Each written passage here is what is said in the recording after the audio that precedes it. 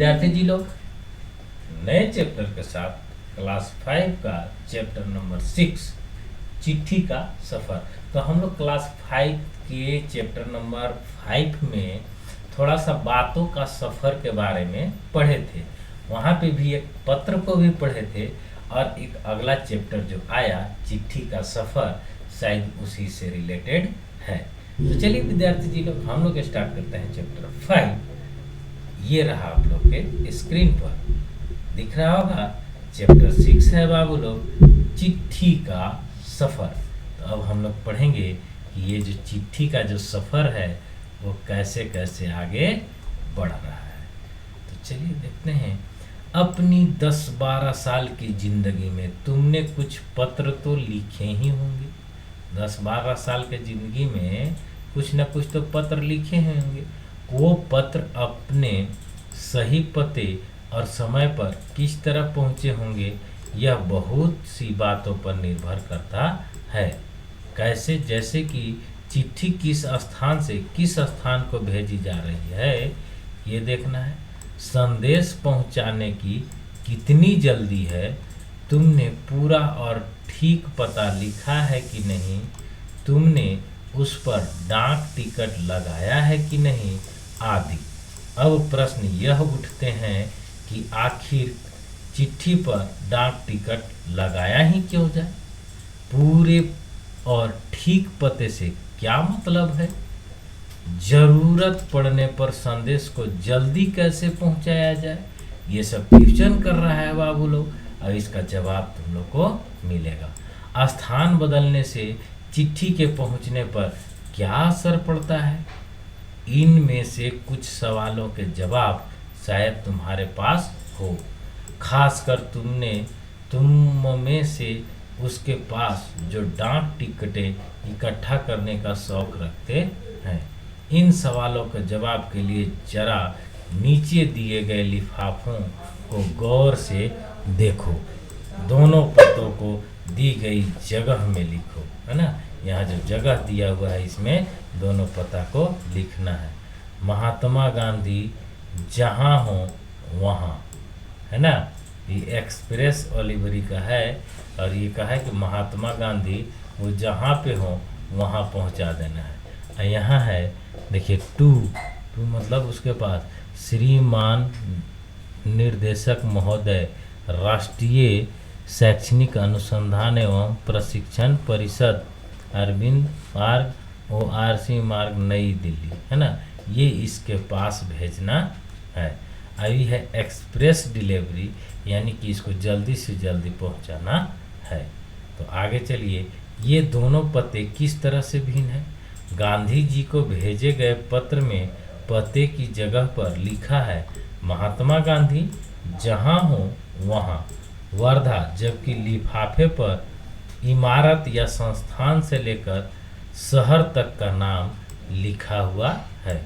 पते में सबसे छोटी भौगोलिक इकाई से शुरू करके बड़ी की ओर बढ़े हैं। छोटी से बड़ी भौगोलिक इकाई का मतलब यह हुआ कि घर के नंबर के बाद गली मोहल्ले का नाम या फिर गांव, कस्बे, शहर के जिस हिस्से में उनका नाम या फिर गांव या शहर का नाम लिखा जाता है। शहर के नाम के बाद लिखे अंकों को पिन कोड कहते हैं। जो अंक लिखा हुआ रहता है शहर के नाम के बाद उसको कहते हैं हम लोग पिन कोड। हर जगह को एक पिन कोड दिया गया है। यह सोचने लायक बात है कि आखिर पिन कोड की ज़रूरत क्या है, क्या ज़रूरी है पिन कोड का, जब गांव और जगह दे दिया गया है। तो हमारे देश में अनेक ऐसे कस्बे, गांव, शहर हैं जिनके नाम एक जैसे हैं, है ना, एक ही जैसा है।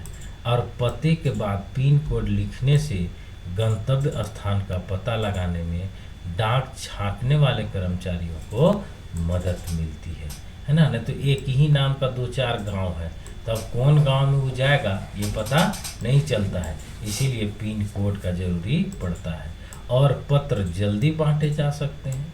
पिन कोड की शुरुआत 15 अगस्त 1972 को डाक तार विभाग के पोस्टल नंबर योजना के नाम से की गई। पिन कोड की शुरुआत कब की गई विद्यार्थी जी लोग? 15 अगस्त 1972 को, है ना।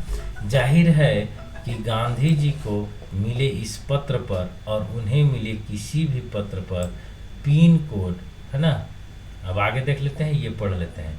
पिन शब्द पोस्टल इंडेक्स नंबर, यानी कि पोस्टल इंडेक्स नंबर का छोटा रूप है, PIN। किसी भी जगह का पिन कोड 6 अंकों का होता है। जैसे हम लोग के यहाँ का पिन कोड है 822118। अब आप लोग बताइए कि आप लोग किस पिन कोड के यहाँ से देख रहे हैं। हर अंक का एक खास स्थानीय अर्थ होता है।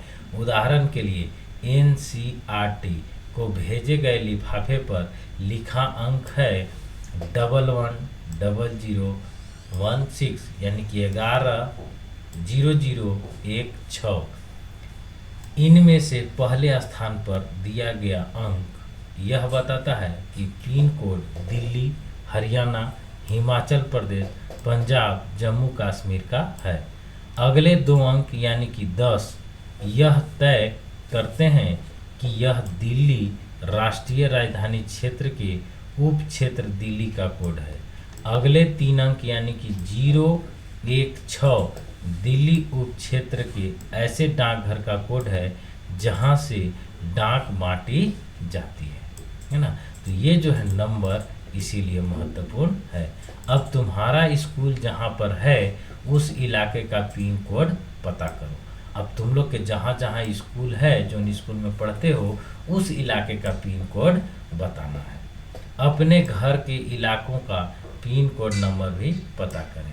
और अपने घर के इलाके का पिन कोड नंबर क्या है? पिन कोड की जानकारी डाकघर से प्राप्त की जा सकती है।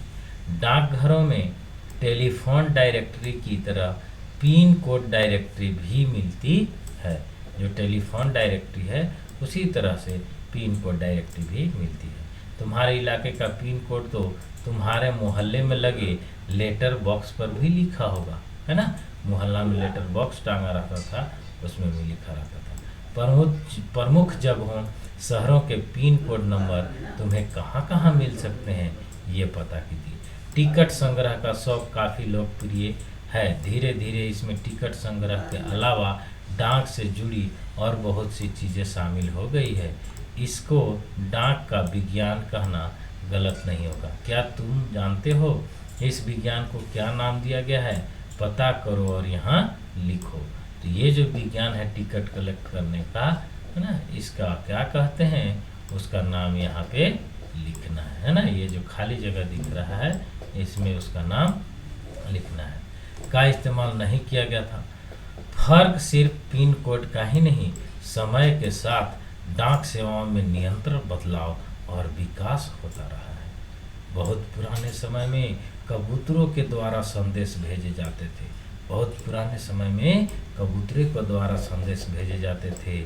जब संदेश वाहक कबूतरों की बात हो रही है तो उन इंसानों की बात कैसे न हो, ऐसे समय से डाक पहुंचाने का काम करते रहे हैं। जब संचार और परिवहन के साधन बेहद सीमित थे, बात हो रही है उन हर कारों की जो पैदल ही आम आदमी तक चिट्ठी पत्री पहुंचाने का काम करते थे। पैदल जाते थे और चिट्ठी पत्री पहुंचाते थे। यहाँ राजा महाराजाओं के पास घुड़सवार हर कार्य हुआ करते थे। ऐसे घुड़सवार हर कार्य, एक है यहाँ से वहाँ तक लेके गया, वहाँ से दूसरा कोई लेके जाएगा, ऐसे हर कार्य रहते थे। हर कारों को सिर्फ हर तरह की जगहों पर पहुँचना होता था, बल्कि डाक की रक्षा भी करनी होती थी। जो उसको मिला है उसका रक्षा भी करना पड़ता था। डाकू, लुटेरों या जंगली जानवरों की चपेट में आने का डर हमेशा बना रहता था। आज भी भारतीय डाक सेवा दुर्गम व पहाड़ी इलाकों तक डाक पहुंचाने के लिए हराकरों पर निर्भर करती है। जम्मू कश्मीर के लद्दाख खंड में पदम जस्कर जैसी कई जगह हैं जहां हरकारें डाक पहुंचाते हैं, है ना, जहाँ पे हरकारें डाक पहुंचाते हैं। आजकल तो संदेश भेजने के नए नए और तेज साधन उपलब्ध आसानी से हो गए हैं। डाक बांटने में हवाई जहाज, पानी के जहाज, जाने कौन कौन से साधन इस्तेमाल किए जा रहे हैं। डाक विभाग भी पत्र, मनी ऑर्डर के साथ साथ ईमेल, बधाई कार्ड आदि लोगों तक पहुंचा रहा है। कबूतरों की उड़ान से लेकर हवाई डाक सेवाओं तक का सफर दिलचस्प करने वाले हैं, है ना। यह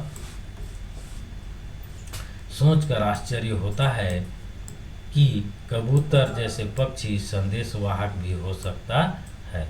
कबूतर की कई प्रजातियां होती है और ये सभी संदेश लाने ले जाने का काम नहीं कर सकती, है ना। बहुत सारे कबूतर होते हैं जो कि ये काम नहीं कर सकते हैं। गिरहबाज या हुमर वह प्रजाति है जिसे प्रशिक्षित करके डाक संदेश भेजने के काम में लाया जाता है। आखिर कबूतर अपना रास्ता ढूंढ कैसे लेता है? उन प्रवासी पक्षियों के बारे में सोचो और पता करो कि वे कैसे सैकड़ों मील का रास्ता और सही जगह तय कर पाते हैं, है ना। देख लीजिए, ये जो है ब्रैकेट में यहाँ भी कुछ लिखा हुआ है। उड़ीसा पुलिस खास तौर पर हुमर कबूतरों का इस्तेमाल राज्य के कई दुर्गम इलाकों में संदेश पहुंचाने के लिए कर रही है। कानून व्यवस्था, संकट और अन्य मौके पर संदेश के लिए यह कबूतर बहुत ही उपयोगी साबित हुए हैं। कबूतरों की संदेश सेवा बहुत सस्ती है ना। उन पर खास खर्च नहीं आता। इन कबूतरों का जीवन 15 से 20 साल होता है। 8-10 साल तक वे बहुत अच्छा काम करते हैं। स्वस्थ कबूतर एक दिन में 1000 किलोमीटर तक का सफ़र कर सकता है। यदि कोई महत्वपूर्ण संदेश पहुंचाना हो तो 2 कबूतरों को भेजा जाता है ताकि बाज के हमले जैसे अनहोनी स्थिति में भी दूसरा कबूतर संदेश पहुंचा दे। शायद यह पढ़कर तुम एक ऐसे कबूतर की कहानी पढ़ना चाहो जो दूसरे विश्व युद्ध में संदेश पहुंचाता था। इस कबूतर की कहानी नेशनल बुक ट्रस्ट से अंग्रेजी में छापी गई एक किताब में दी गई है। किताब का नाम है ग्रे नेक। किताब का क्या नाम है? ग्रे नेक। उसमें जाके पढ़ो, उस कबूतर के बारे में पता चलेगा जो द्वितीय विश्व युद्ध में संदेश वाहक का काम करता था, जो इस किताब का हीरो का भी नाम है। अगर तुम हिंदी में पढ़ना चाहोगे तो क्या इस नेशनल बुक ट्रस्ट को पत्र लिखो कि वे इन किताबों को हिंदी में भी छापे। यह रहा उनका पता, नेहरू भवन 5 इंस्टीट्यूट या फ्रेज 11 बसंत कुंज, नई दिल्ली, है ना, 00110070। इस पर पत्र लिख के तो बता सकते हो कि इसको हिंदी में लिखो, है ना। तो इस तरह से जो है ये भी हमारा हो गया चैप्टर ख़त्म।